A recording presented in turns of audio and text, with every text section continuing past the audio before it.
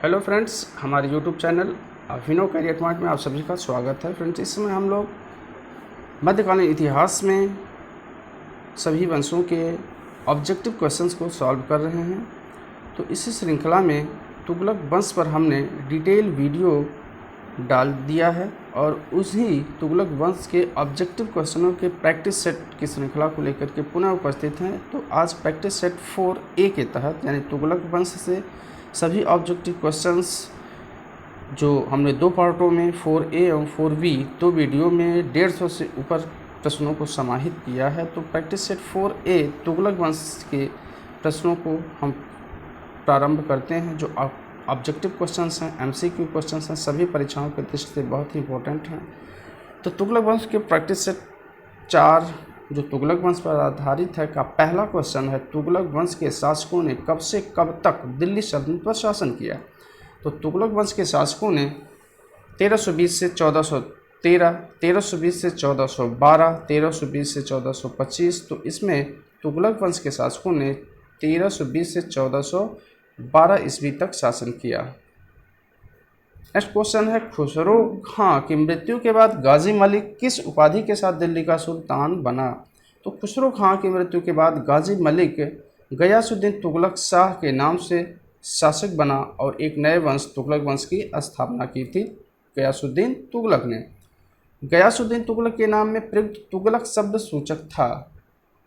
तो तुगलक शब्द किसी नस्ल अथवा वंश का सुल्तान का व्यक्तिगत नाम था। मुबारक खिलजी द्वारा प्राप्त सम्मान सूचक समाधि उपयुक्त कोई नहीं। तो इसमें जो ऑप्शन सही होगा वह बी है, सुल्तान का व्यक्तिगत नाम था तुगलक और इसी नाम से उसने तुगलक वंश की स्थापना की। तुगलक सुल्तानों की करौना तुर्क जनजाति मिश्रण थी। तो तुगलक सुल्तानों की जो करौना तुर्क जनजाति जो थी वह मिश्रण थी तुर्क और मंगोलों की, तुर्क और हिंदुओं की, तुर्कों और अफगानों की। तो यह मिश्रण था तुर्क और मंगोलों की मिश्रण से ही करौना तुर्क जनजाति उद्भव हुई थी।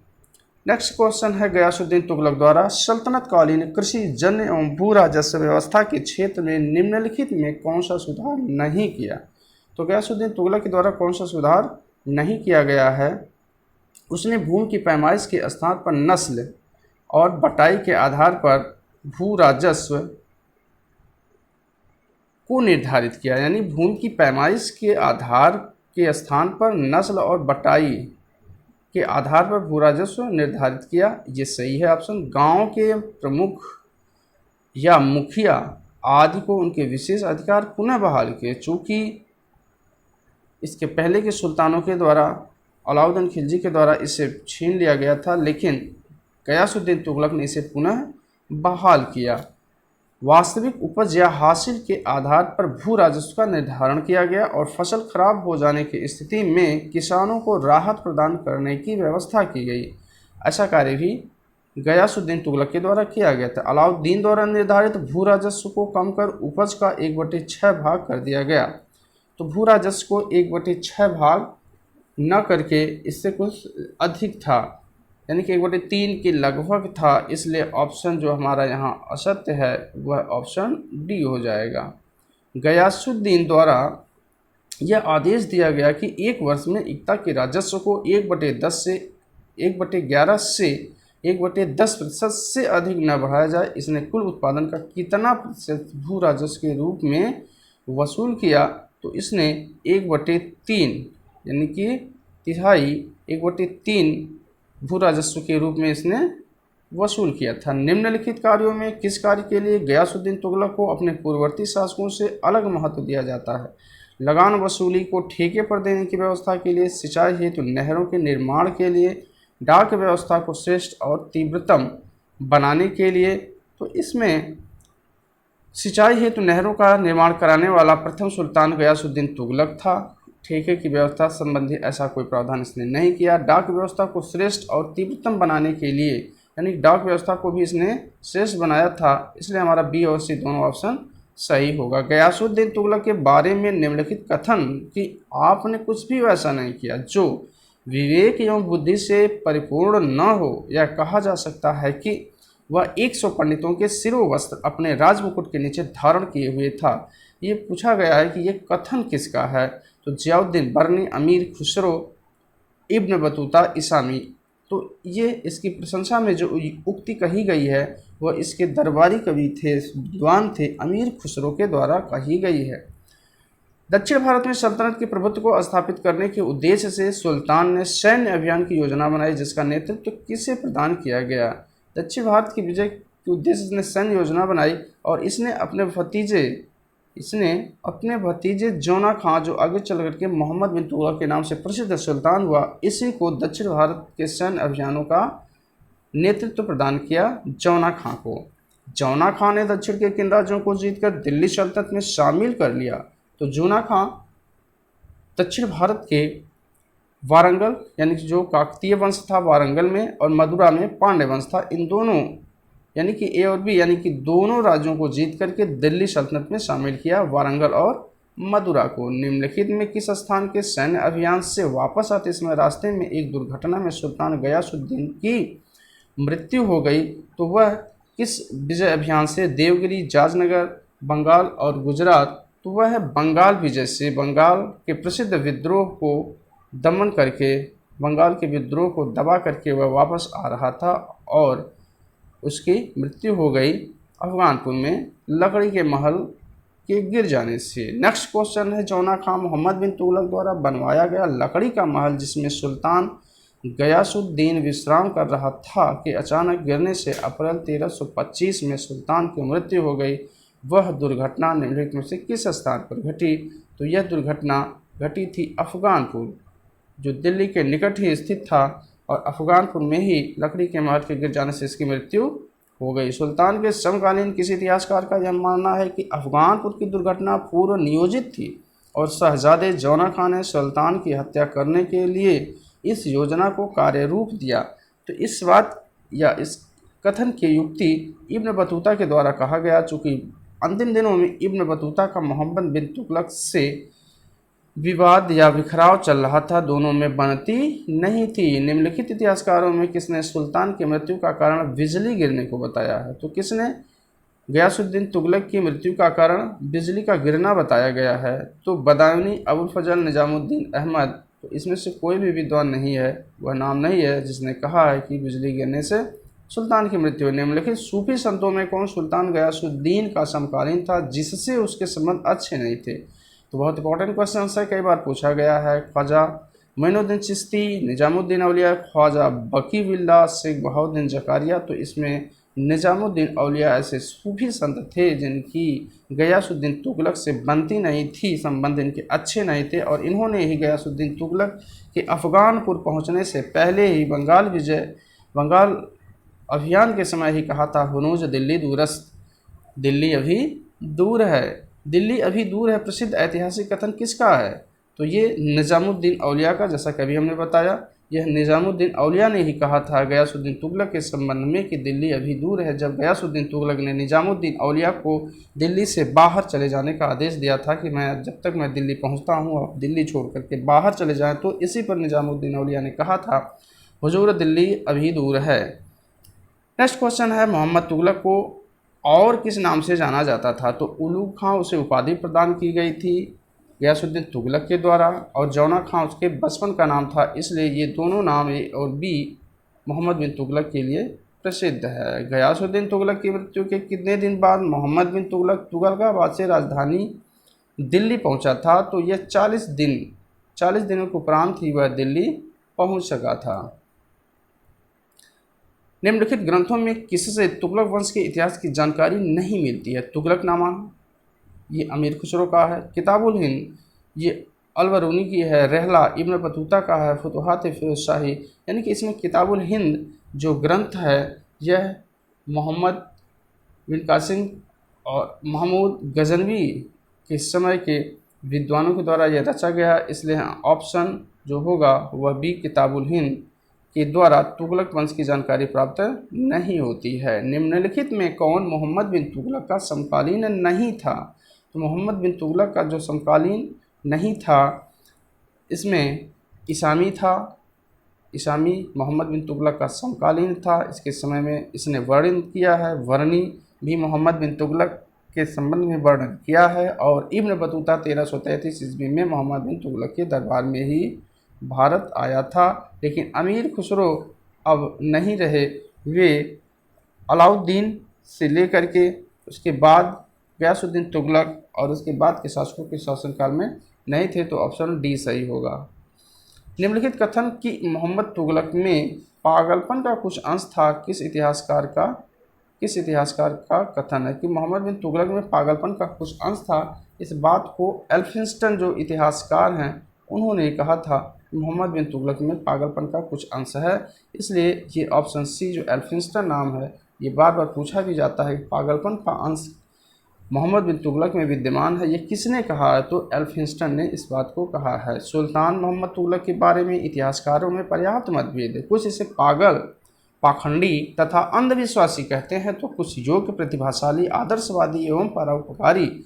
किस इतिहासकार ने इसे विरोधी तत्वों के मिश्रण वाला कहा? हालांकि मोहम्मद बिन तुगलक उच्च शिक्षा प्राप्त व्यक्ति था, धर्म, दर्शन, चिकित्सा, ज्योतिष, गणित आदि विषयों का ज्ञाता था, लेकिन अपनी योजनाओं की असफलता के कारण वह असफल शासक रहा। और इन्हीं दो विरोधाभासों के कारण अनेक विद्वानों ने अपने अपने अनुसार इसके विषय में बातें कही हैं। तो यहाँ कहा जा रहा है कि इस इतिहासकार ने विरोधी तत्वों के मिश्रण के रूप में इसे स्वीकार किया है। तो वो थे एवी स्मिथ जो थे, इन्होंने ही विरोधी तत्वों के मिश्रण की बात को कहा है। नेक्स्ट जो क्वेश्चन है, मोहम्मद बिन तुगलक के शासन कार्यों में उलेमा वर्ग के हस्तक्षेप को स्वीकार किया, हस्तक्षेप को स्वीकार नहीं किया, सलाह लिया, परंतु कार्य अपनी इच्छा अनुसार किया। तो मोहम्मद बिन तुगलक ही पहला सुल्तान हुआ, अलाउद्दीन खिलजी के नीतियों पर चलता हुआ। इसने ही पहली बार उलेमा वर्ग के हस्तक्षेप को, शासकीय कार्यों से, प्रशासन से इनके हस्तक्षेप को स्वीकार नहीं किया, इन्हें अस्वीकार कर दिया और योग्यता को इसने प्रश्रय दिया, योग्य व्यक्तियों को ही उच्च पदों पर आसीन किया। मोहम्मद बिन तुगलक ने अपने सिक्कों पर उल सुल्तान जिल्ली अल्लाह की उपाधि अंकित करवाया, जिसका अर्थ है उल सुल्तान और जिल्ली अल्लाह की उपाधि अंकित करवाया मोहम्मद बिन तुगलक ने, जिसका अर्थ होता है ईश्वर सुल्तान का समर्थक है। ईश्वर यानी सुल्तान ईश्वर की छाया है। ये दोनों बातें, जिल्ली इल्लाह और उल सुल्तान, दोनों का अर्थ यही होता है, ईश्वर सुल्तान का समर्थक है और सुल्तान ईश्वर की छाया है। नेक्स्ट जो क्वेश्चन है, मोहम्मद तुगलक जो अपने शासन के प्रारंभिक दिनों में खलीफा के अस्तित्व को नकार चुका था। मोहम्मद तुगलक जो अपने शासन के प्रारंभिक दिनों में खलीफा के अस्तित्व को नकार चुका था, शासन के उत्तरोत्तर काल में अपने सिक्कों पर खलीफा का नाम अंकित कराया। उसने खलीफा के वंशज गयासुद्दीन को अपने दरबार में बुलाकर सम्मानित किया। गयासुद्दीन निवासी था, यानी कि अपने प्रारंभिक दिनों में इसने खलीफा की सत्ता को अमान्य कर दिया था, लेकिन अपने शासन के अंतिम दिनों में इसने खलीफा की सत्ता को स्वीकार किया और इसने अपने सिक्कों पर खलीफा का नाम भी अंकित कराया और गयासुद्दीन को दरबार में बुलाकर सम्मानित किया। और ये गयासुद्दीन किस देश के थे? तो ये मिस्र देश से आए थे। मोहम्मद तुगलक के बारे में निम्नलिखित कथनों में कौन सही है? इसने उत्तरी एवं दक्षिणी भारत की प्रशासनिक एवं सांस्कृतिक एकता को स्थापित करने का प्रयास किया। ये ऑप्शन सही है। इसने हिंदुओं तथा विभिन्न निम्न कुलों एवं जातियों के व्यक्तियों को राज्य में उच्च पद प्रदान किया। ये ऑप्शन भी सही है, बी भी सही है। इसने योग्यता के आधार पर पद देने की परंपरा की शुरुआत की। तो ये ऑप्शन भी सही है। हमने जैसा कि कई बार कहा कि इसने योग्यता के आधार पर पद देने की परंपरा की शुरुआत की। तो इस प्रकार ये हमारा जो सभी ऑप्शन हैं ए बी सी तीनों सही हैं। मोहम्मद तुगलक नवीन प्रयोग करने वाला एक महत्वाकांक्षी शासक था। इसने अनेक नवीन योजनाओं को जन्म दिया, जिनमें सर्वाधिक विवादित योजना, इसने कई योजनाओं को चलाया, प्रचलित कराया, सांकेतिक मुद्रा के प्रचलन को भी चलाया, राजधानी परिवर्तन कराया, दुआब में कर वृद्धि लगाया और राजस्व में भी सुधार किया। तो इसमें जो सर्वाधिक प्रसिद्ध और सर्वाधिक विवादित इसकी योजना थी वह राजधानी परिवर्तन की थी, जिसने दिल्ली से दौलताबाद अर्थात देवगिरी को अपनी राजधानी बनाया था। कुछ विद्वानों के अनुसार इसने राजधानी को चेंज किया था, यानी दिल्ली से दौलताबाद स्थानांतरित किया था, लेकिन कुछ विद्वानों ने कहा कि इसने अपने साम्राज्य में 2 राजधानियों को बनाया, उत्तरी भारत के लिए दिल्ली तथा दक्षिणी भारत के लिए दौलताबाद। नेक्स्ट क्वेश्चन है, सुल्तान मोहम्मद तुगलक द्वारा देवगिरी का नाम दौलताबाद रखा गया। दौलताबाद से पूर्व दिल्ली का क्या नाम था? तो दौलताबाद से पूर्व दिल्ली का नाम कुतुबाबाद, मुबारकपुर, देवगिरी। तो इसके पूर्व दिल्ली का दौलताबाद का जो नाम था वह कुतुबाबाद था। नेक्स्ट है, मोहम्मद तुगलक द्वारा किए गए राजधानी परिवर्तन के बारे में सूची फर्स्ट में दिए गए इतिहासकारों के मतों को सूची सेकंड में दिए गए इतिहासकारों से सुमेलित कीजिए तथा सूचियों के नीचे दिए कोड के प्रयोग से सही उत्तर का चयन कीजिए। तो इसमें साम्राज्य, इसमें देखें तो ABC करके विद्वानों के नाम दिए गए हैं और उसी के अनुसार ऑप्शन के अनुसार इसे मिलान करना है। तो साम्राज्य के केंद्र में होने के कारण सुल्तान ने देवगिरी को राजधानी बनाया। तो राजधानी परिवर्तन से संबंधित विद्वानों के कथन को दिया गया है, तो ये ऑप्शन सही है, यानी कि यहाँ पर बर्नी के द्वारा ही ये कहा गया कि साम्राज्य के केंद्र में होने के कारण सुल्तान ने देवगिरी को राजधानी बनाया था। ऐसे दिल्ली के नागरिकों को दंडित करने के उद्देश्य थे। इसका कथन इब्न बतूता ने अपने ग्रंथ रहला में कहा है कि दिल्ली के नागरिक सुल्तान को गालियाँ लिख करके चिट्ठियों में उसके दरबार में फेंका करते थे, उसके महल में फेंका करते थे, इसलिए उन्हें दंडित करने के उद्देश्य से इसने देवगिरी को राजधानी बनाकर दिल्ली के नागरिकों को देवगिरी जाने का आदेश दिया था। यह बात इब्न बतूता के द्वारा कहा गया है। नेक्स्ट C है, दक्षिण भारत में मुस्लिम संस्कृति विकसित या विकास करने के उद्देश्य से इसने राजधानी बनाया था। तो ये ऑप्शन भी सही है। ये हबीबुल्लाह के द्वारा कहा गया कि इसने दक्षिण भारत में भी मुस्लिम संस्कृति को विकसित करना चाहता था। नेक्स्ट विद्वान है कि A निजामी, उसका लक्ष्य 2 राजधानियाँ दिल्ली और दौलताबाद बनाना था। तो ये भी कथन सही है और ये कि A निजामी के द्वारा कहा गया कि उसका लक्ष्य 2 राजधानियाँ दिल्ली और दौलताबाद बनाना था। तो ये ऑप्शन, यानी कि हमारा जो कूट तैयार होगा वह 1, 2, 3, 4, यानी कि जो ऑप्शन B प्राप्त हो रहा है वह सही होगा। नेक्स्ट, इतिहासकारों के भिन्न भिन्न मतों के आधार पर यह निष्कर्ष निकाला जा सकता है कि मोहम्मद तुगलक द्वारा राजधानी को दिल्ली से दौलताबाद स्थानांतरित करने का उद्देश्य क्या था। उत्तर भारत की अपेक्षा दक्षिण भारत के शासन संगठन पर अधिक ध्यान देना एक रीज़न ये बताया जा रहा है, यानी कि ये भी सही है कि उत्तर भारत की अपेक्षा दक्षिण भारत में जो विद्रोह हो रहे थे इसके खिलाफ, छोटे राज्य इसके खिलाफ विद्रोह कर रहे थे, उसके यानी कि उन्हें शासन संगठन प्रशासनिक रूप से उन्हें बांधे रखने के लिए भी उसने राजधानी स्थानांतरित की। मंगोल आक्रमणों से राजधानी की सुरक्षा, बार बार मंगोल आक्रमण हो रहे थे जिससे दिल्ली जो राजधानी थी वह असुरक्षित थी, इसलिए उसने द्वितीय राजधानी भी बनाया। ऑप्शन थर्ड है C है, दक्षिण भारत की समृद्धि का लालच तथा वहाँ पर मुस्लिम संस्कृति को स्थापित करने की लालसा। ये ऑप्शन भी सही है कि दक्षिण में वह मुस्लिम संस्कृति को स्थापित करना चाहता था और वहाँ समृद्धि थी, इसलिए हमारा ऑप्शन तीनों सही हो जाएगा। A और B तीनों कथन सही हैं। बर्नी के अनुसार मोहम्मद तुगलक किन उद्देश्यों को पूरा करने के लिए सांकेतिक मुद्रा को चलाया। तो खजाने में धन की कमी को पूरा करने के लिए, साम्राज्य विस्तार की नीति को कार्यरूप देने के लिए, A और B, जो जन साधारण को फायदा पहुंचाने के लिए। तो इसमें जो दोनों कथन ऊपर वाले हैं, खजाने में धन की कमी को पूरा करने के लिए, उस समय कई योजनाओं को करने की वजह से इसका खजाना काफ़ी खाली हो चुका था, जिससे खजाने की कमी को भी पूरा करने का उद्देश्य था। और साम्राज्य विस्तार की नीति को कार्यरूप देना, और साम्राज्य विस्तारवादी नीति तो थी ही, यानी कि ऑप्शन A और B दोनों सही हो जाएगा। मोहम्मद तुगलक को सांकेतिक मुद्रा चलाने की प्रेरणा कहाँ से मिली। तो जैसा कि हमने लेक्चर में इस पर काफ़ी जोर दे करके बताया है कि यह प्रेरणा इसे चीन के जो शासक थे उस समय गए खातू खां और ईरान के जो शासक थे, उन दोनों शासकों से उसे सांकेतिक मुद्रा चलाने का प्रेरणा प्राप्त हुई, अनुभव प्राप्त हुआ। सांकेतिक मुद्रा के अंतर्गत चांदी के सिक्कों की जगह कांसे का टंका चलाया गया। सांकेतिक मुद्रा के प्रचलन का तात्कालिक कारण क्या था। तात्कालिक कारण कांसे की अधिक उपलब्धता, ये ऑप्शन गलत है। विश्वव्यापी चांदी की कमी, ईरान तथा चीन में सांकेतिक मुद्रा की सफलता, तो सफल तो थी, ईरान में यह सफल थी, लेकिन जो इस समय सांकेतिक मुद्रा चलाने का जो कारण था वह पूरे विश्व में चांदी की कमी हो गई थी और इन्हीं कारणों से ईरान तथा चीन में सांकेतिक मुद्रा तो प्रचलन में थी, लेकिन इन दोनों देशों में भी यह पूरी तरह से सफल नहीं हुई थी और यही नतीजा हुआ कि भारत में भी मोहम्मद बिन तुगलक की सांकेतिक मुद्रा सफल नहीं हो सकी। पूर्व में प्रचलित चांदी के टंका की तुलना में सांकेतिक मुद्रा के प्रचलन के अंतर्गत चलाए गए कांसे के टंका की कीमत, यानी कि अब चांदी के टंका के मूल्य के बराबर ही कांसे की टंका को कर दिया गया था और इसी कारण से लोग चांदी की मुद्रा जो बहुमूल्य थी कांसे की तुलना में, उसे लोगों ने अपने घरों में रख लिया और कांसे की मुद्रा को ही प्रचलन में कर दिया और इसका प्रभाव पड़ा कि चांदी के टंके के बराबर, यहाँ ऑप्शन के अनुसार हमें दिया जा रहा है कि चांदी के टंके से कम थी, चांदी के टंके से अधिक थी, चांदी के टंके के बराबर थी। तो जैसा हमने कहा कि वह चांदी के जो टंका थी वह कांसे के मूल्य के बराबर हो गई थी।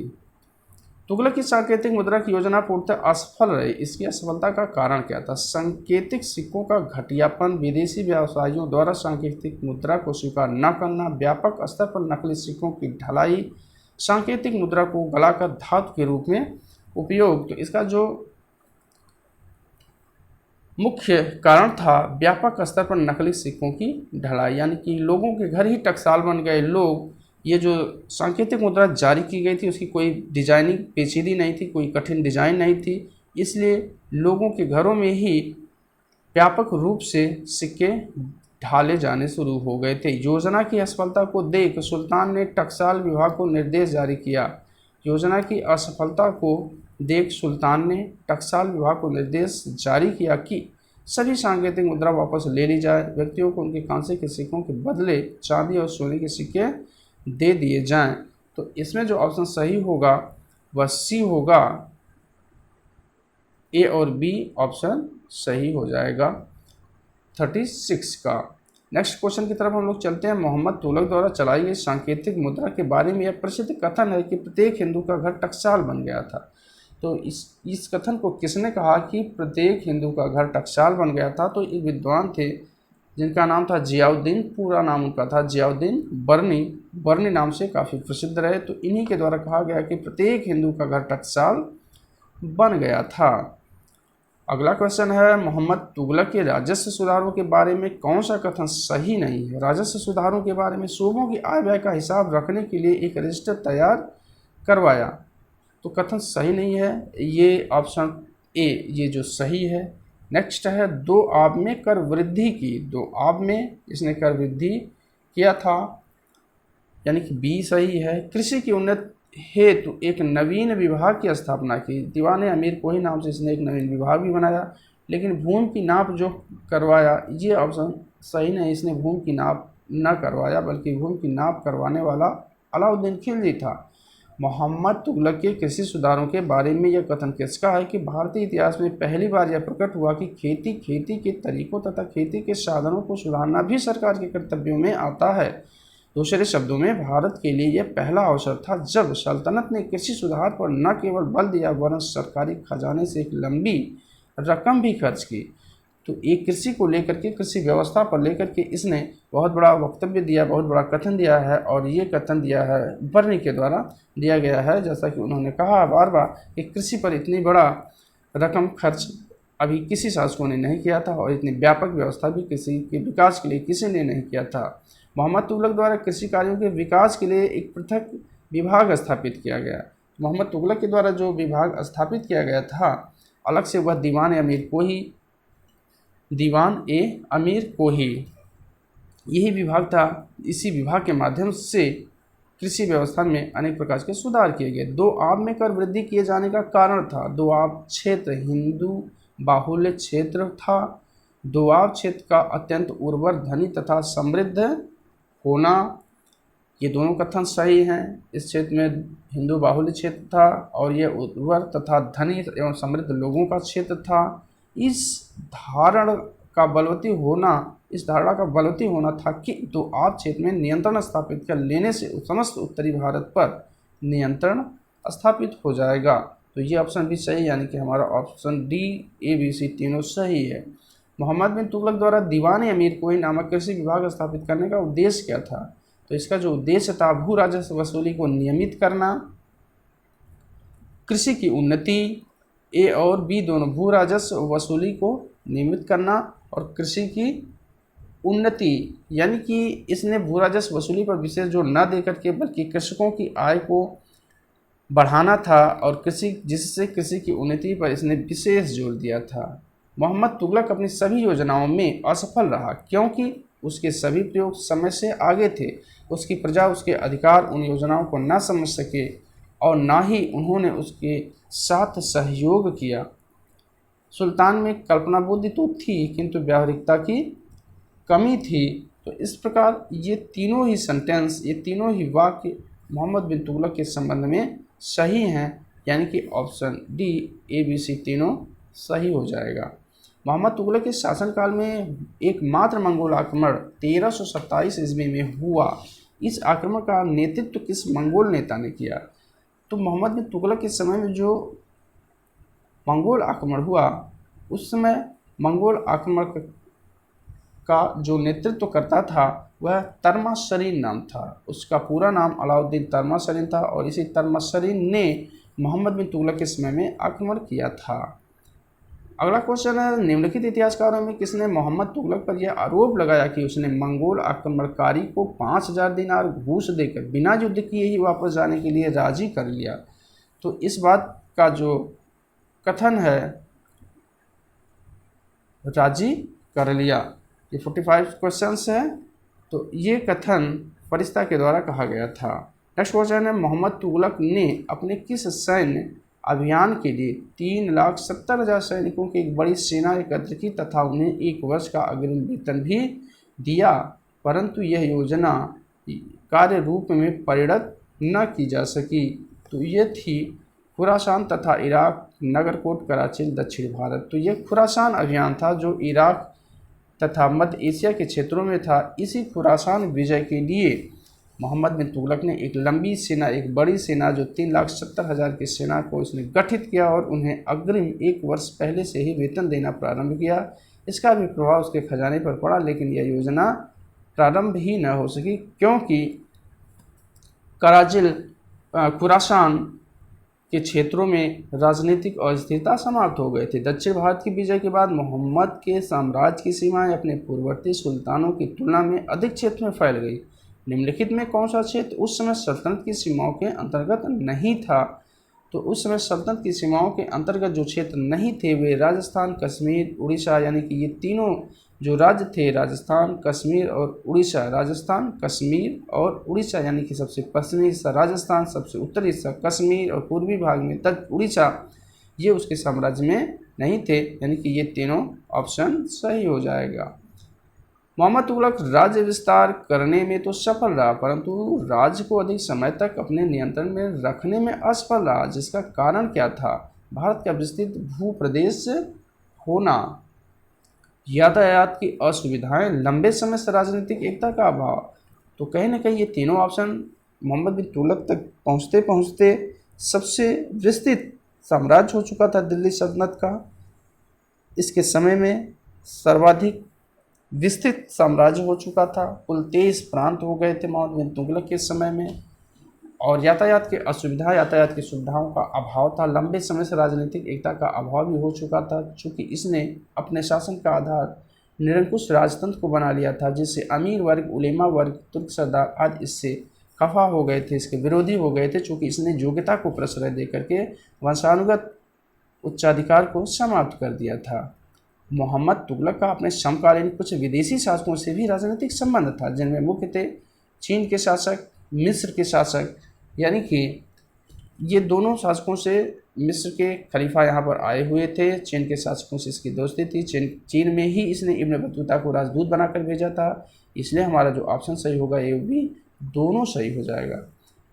1342 में सुल्तान ने इब्न बतूता को अपने राजदूत के रूप में अनेक बहुमूल्य उपहारों के साथ कहाँ भेजा था? तो इसने चाइना में भेजा था। जैसा कि मैंने अभी बताया कि इसने इब्न बतूता को अपना राजदूत बना करके चीन भेजा था। अगले क्वेश्चन पर हम चलते हैं। सल्तनत कालीन शासकों में सर्वाधिक विद्रोह किसके समय में हुआ? तो सल्तनतकालीन शासकों में सर्वाधिक जो विद्रोह हुआ वह इसी मोहम्मद बिन तुगलक के शासनकाल में हुआ। जैसा कि हमने बताया, सबसे विस्तृत साम्राज्य इसका था, कुल 23 प्रांत थे, लेकिन सर्वाधिक मंगोलों के आक्रमण सर्वाधिक इसी के समय में विद्रोह भी हुआ था। कुल 34 विद्रोह हुए थे मोहम्मद बिन तुगलक के शासनकाल में। तो इन विद्रोहों का, मंगोल आक्रमणों का, इसकी योजनाओं का विस्तृत जो कॉन्सेप्ट है, विस्तृत लेक्चर जो है, हमने अपनी वीडियो में तुगलक वंश के मोहम्मद बिन तुगलक नाम की वीडियो में हमने इसके कार्यों, उपलब्धियों, इसकी नीतियों के बारे में विस्तार से कॉन्सेप्ट के तहत इम्पोर्टेंट क्वेश्चनों की श्रृंखला के साथ हमने इस पर अपना इस पर वीडियो बनाया है। और इसकी योजनाओं को लेकर के एक अलग वीडियो को हमने इसकी सभी योजनाओं तथा उसमें विद्वानों के क्या विचार हैं, योजनाएं कैसे असफल रहीं, कैसे सफल नहीं हुई, इस पर मोहम्मद बिन तुगलक की योजनाओं के संबंध में एक अलग से वीडियो बनाया हुआ है। नेक्स्ट क्वेश्चन 52 की तरफ हम लोग चलते हैं। सर्वाधिक विद्रोह की बात की जा रही, तो हमने जैसा कहा सर्वाधिक विद्रोह भी मोहम्मद बिन तुगलक के समय में ही हुआ था। नेक्स्ट क्वेश्चन की तरफ हम लोग चलते हैं। मोहम्मद तुगलक के पूरे शासनकाल में लगभग 34 विद्रोह हुए, जिनमें 27 विद्रोह तो अकेले दक्षिण भारत में हुए। विद्रोहों के पीछे महत्वपूर्ण कारण क्या था? कारण को पूछा जा रहा है। तो साम्राज्य का विस्तृत भूप्रदेश तक विस्तार एवं कठोर नियंत्रण का अभाव। विस्तार तो था इसके साम्राज्य का, उत्तर से लेकर के दक्षिण भारतीय राज्यों तक इसका साम्राज्य विस्तृत था, लेकिन कठोर नियंत्रण का अभाव था। सुल्तान की नवीनतम योजनाओं की असफलता, जो इसने अनेक नवीन योजनाओं को संचालित किया, सांकेतिक मुद्रा का प्रचलन किया, राजधानी परिवर्तन किया, द्वार में कर वृद्धि को इसने लगाया, तो ये सारी योजनाएं असफल रहीं। सफलता न प्राप्त करने के कारण भी अनेक राज्यों में विद्रोह होने लगे थे और राजनीतिक एकता का अभाव। यानी कि ये तीनों ऑप्शन जो हैं वह सही हैं, क्योंकि इसके समय में कोई भी अमीर वर्ग, कुलीन वर्ग, उलेमा वर्ग इसका सहयोग नहीं कर रहा था, बल्कि अंदर ही अंदर इसका विरोध कर रहे थे, चूँकि उन्हें ये चिढ़ थी कि उलेमा वर्ग की तानाशाही को, उलेमा वर्ग की राजनीतिक हस्तक्षेप को हटाकर इसने योग्यता को प्रश्रय प्रदान किया था। सूची फर्स्ट को सूची सेकंड से सम्मिलित कीजिए तथा सूचियों के नीचे दिए गए कूटों के प्रयोग से सही उत्तर का चयन करना है। तो यहाँ सही उत्तर का जो चयन करना है वह इस रूप में करना है, बहाउद्दीन गुरशस्प का विद्रोह। तो ये बहाउद्दीन गुरशस्प का जो विद्रोह था, ये पूछा जा रहा है ये कहाँ हुआ था। तो ये थोड़ा सा टफ क्वेश्चंस हैं। बहाउद्दीन गुरशस्प का जो विद्रोह हुआ था वह सागर के क्षेत्रों में हुआ था, और बहराम आइबा का जो विद्रोह हुआ था वह सुल्तान ना होकर के बल्कि यह मुल्तान था। यह मुल्तान था। मुल्तान के क्षेत्रों में बहराम आइबा का विद्रोह हुआ था। नेक्स्ट सी पर हम लोग चलते हैं। जलालुद्दीन हसन का विद्रोह जो हुआ था वह मावर के क्षेत्रों में हुआ था, और मलिक फ़खरुद्दीन का जो विद्रोह हुआ था वह बंगाल के क्षेत्रों में हुआ था, और निज़ाम भाई का विद्रोह जो है वह कड़ा के क्षेत्रों में हुआ था। इस प्रकार हमारा जो ऑप्शन हो जाएगा, ए में 2, बी में 1, सी में 4, डी में 4, ई में 5, ए में 2, बी में 1, सी में 4, डी में 3, टी में 3 और ई में 5 हो जाएगा। यानी कि हमारा जो ऑप्शन सही हो रहा है वह बी हो जाएगा। नेक्स्ट है, मोहम्मद तुगलक के समय में हुए विद्रोहों को कालक्रम से सजाने के लिए कहा जा रहा है कि इसके समय में जो विद्रोह हुए थे उसका क्रम क्या था। तो उसका जो क्रम था वह ऑप्शन के अनुसार हम देखेंगे कि सबसे पहले इसका जो विद्रोह हुआ था वह मुल्तान का विद्रोह हुआ था। पहले नंबर पर मुल्तान था, और दूसरे नंबर पर पहले नंबर पर इसका जो विद्रोह हुआ था वह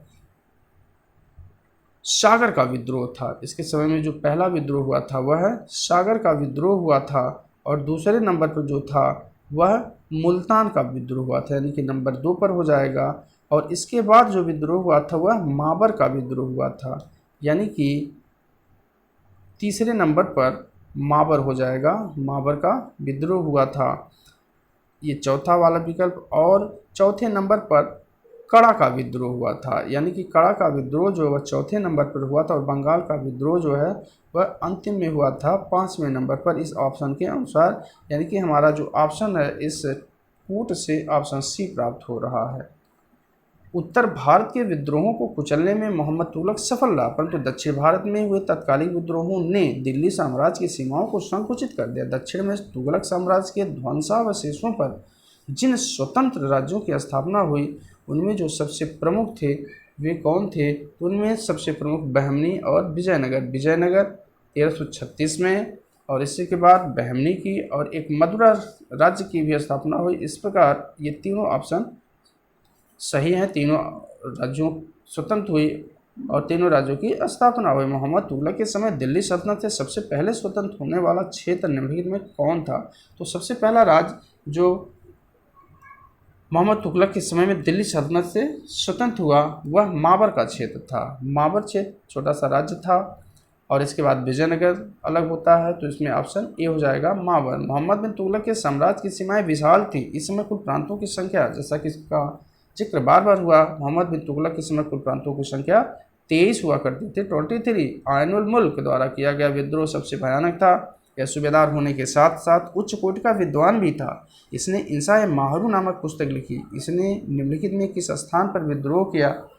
तो इसने अवध के क्षेत्रों में विद्रोह किया था। कौन? आयनुल मुल्क। किसके समय में? मोहम्मद बिन तुगलक के समय में यह अवध के क्षेत्रों में सूबेदार था और इसी ने इंसाए माहरू नामक पुस्तक भी लिखी और यह अवध के क्षेत्रों में इसके खिलाफ विद्रोह किया था। नेक्स्ट क्वेश्चन है 20 मार्च 1351 को मोहम्मद तुगलक की मृत्यु किसके समीप हुई? तो अपने अंतिम समय 1351 ईस्वी के समय सिंध एवं गुजरात के क्षेत्रों की तरफ स्थित था ठट्टा, और ठट्टा में विद्रोह का दमन करते हुए, विद्रोहियों का पीछा करते हुए ये ठट्टा तक पहुंच गया था और ठट्टा में ही इसकी मृत्यु हो गई। ये क्वेश्चन कई बार आया कि मोहम्मद बिन तुगलक की मृत्यु कहाँ हुई? तो ठट्टा अभियान पर ठट्टा में ही मोहम्मद बिन तुगलक की मृत्यु हो गई। सुल्तान मोहम्मद तुगलक की मृत्यु पर यह कथन कि सुल्तान को उसकी प्रजा से और प्रजा को अपने सुल्तान से मुक्ति मिल गई, किसके द्वारा कहा गया? तो यहाँ फिर विद्वानों के संबंध में वर्ण पूछा जा रहा। तो एक विद्वान थे उस समय बदायूनी ने ही काफ़ी इसके ऊपर अध्ययन करने के उपरांत यह उक्ति निकाला था कि सुल्तान को उसकी प्रजा से और प्रजा को उसके सुल्तान से मुक्ति मिल गई जब इसकी यानी मोहम्मद बिन तुगलक की मृत्यु होती है। सूची फर्स्ट को सूची सेकंड से सुमेलित कीजिए। सूचियों के नीचे दिए गए कूट से सही उत्तर का चयन करना है। तो विद्वानों के अनुसार यहाँ बताया गया है, वर्णन किया गया है मोहम्मद बिन तुगलक के संबंध में, और यहाँ किस विद्वान ने क्या कहा? तो जियाउद्दीन बरनी विद्वान थे। इन्होंने सृष्टि का आश्चर्य किसे कहा? सृष्टि का आश्चर्य कहा मोहम्मद बिन तुगलक को, यानी कि ए में 1 ही सही है। विरोधी तत्वों का मिश्रण, जैसा कि ये पीछे क्वेश्चन आया था, विरोधी तत्वों का मिश्रण किसने कहा? तो यह स्मिथ ने कहा है। इस्लाम विरोधी का जो आरोप है वह इतिहासकार हैं, विद्वान हैं इसामी, इन्होंने कहा है मोहम्मद बिन तुगलक के संबंध में। और दिल्ली के सिंहासन में बैठने वाले असाधारण बुलजले हेग शासकों में एक है, यानी बुलजले हेग ने कहा कि दिल्ली के सिंहासन में बैठने वाले असाधारण शासकों में एक, यानी कि मोहम्मद बिन तुगलक के संबंध में बुलजले हेग ने ऐसा कहा। तो यहाँ ऑप्शन हमें 1 2 3 4 दिखाई दे रहा है कि यानी सब एक दूसरे के सामने सारे कूट लगे हुए हैं। ऑप्शन बी सही हो जाएगा। नेक्स्ट है तत्कालीन इतिहासकार इसामी और बरनी सुल्तान पर काफिर होने का आरोप लगाते हैं। कौन लगाते हैं? इसामी और बरनी काफिर होने का आरोप लगाते हैं, परंतु कुछ अन्य इतिहासकार उसे दिल्ली के सुल्तानों में सर्वाधिक सहिष्णु शासक बताया। वह सभी धर्मों का आदर करता था। हिंदू त्योहारों मुख्यतः किसमें वह हिस्सा लेता था? यानी हिंदुओं का जो त्यौहार था होली, उसमें वह मुख्य रूप से हिस्सा लेता था और यह धार्मिक रूप से असहिष्णु शासक था, धार्मिक रूप से सहिष्णु शासक था। किसी धर्म के प्रति इसे कोई विभेद नहीं था। सभी धर्मों का समान रूप से सम्मान करता था, चाहे वह जैन हो, चाहे वह हिंदू हो, चाहे वह इस्लाम हो, चाहे वह शिया सुन्नी हो, सभी का सम्मान करता था और योग्यता को यह प्रश्रय देता था, योग्यता का सम्मान करता था। किस जैन संत एवं विद्वान को मोहम्मद तुगलक ने अपने राज दरबार में सम्मानित किया था? तो हमने जैसा कि कहा कि इसे जैन धर्म के लोगों का भी सम्मान करता था और जैन विद्वानों में हेमचंद सूरी, जिन प्रभु सूरी, जिन चंद्र सूरी, तो इसमें जो जिन प्रभु सूरी थे इनका इसने अपने दरबार में सम्मान किया था और इन्हें काफ़ी ज़मीनें भी प्रदान की थी। मोहम्मद तुगलक द्वारा चलाए गए नवीनतम स्वर्ण सिक्के को कहा गया।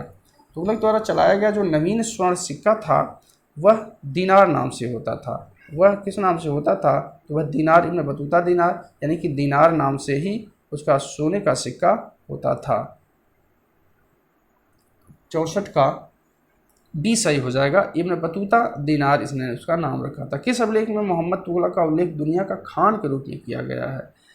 तो ये अभिलेखों से जुड़ा हुआ क्वेश्चन है। तो इसका जो अभिलेख है सुंदरी के अभिलेख, यानी कि समसुंदरी यहाँ वर्णन किया गया है, कहीं कहीं ये सुंदरी अभिलेख मिलता है। तो सुंदरी के अभिलेख में इसे दुनिया का खान कहा गया। मोहम्मद तुगलक द्वारा बनवाए गए किस नगर को चौथी दिल्ली के नाम से जाना गया? तो इसके द्वारा जो बनवाया गया नगर था जिसे चौथी दिल्ली कहा गया वह जहाँ पनाह नगर था। इसी जहाँ पनाह नगर को ही उसने बसाया था और जहाँ पनाह नगर को ही चौथी दिल्ली के नाम से जाना गया। मोहम्मद तुगलक की उदारता और क्रूरता के बारे में यह कथन है कि मोहम्मद तुगलक एक ऐसा व्यक्ति है जो उपहार देने व रक्त बहाने में अन्य सभी से अधिक रुचि रखता था। मोहम्मद तुगलक एक ऐसा व्यक्ति है जो उपहार देने व रक्त बहाने में अन्य सभी से अधिक रुचि रखता था। उनके द्वारा किस निर्णय को धनवान बनते हुए अथवा जीवित व्यक्ति को मृत्यु के मुंह में जाते हुए किसी भी समय देखा जा सकता था। तो ये जो कथन है मोहम्मद तुगलक के संबंध में वह इब्न बतूता के द्वारा कहा गया है। इब्न बतूता के द्वारा कहा गया है। नेक्स्ट है, आधुनिक इतिहासकारों में किसने मोहम्मद तुगलक के बारे में कहा है कि मध्य युग में राजमुकुट धारण करने वालों में मोहम्मद तुगलक की संदेह योग्यतम व्यक्ति था।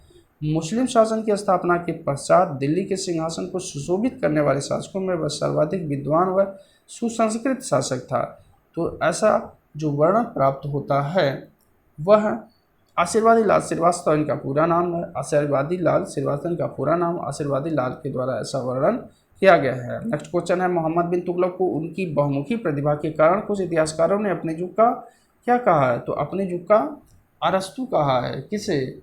अपने युग का अरस्तु कहा है। किसे? मोहम्मद बिन तुगलक को। चूँकि बहुमुखी प्रतिभा, उच्च शिक्षित विद्वान था, इसलिए उसे अरस्तु कहा गया अपने युग का।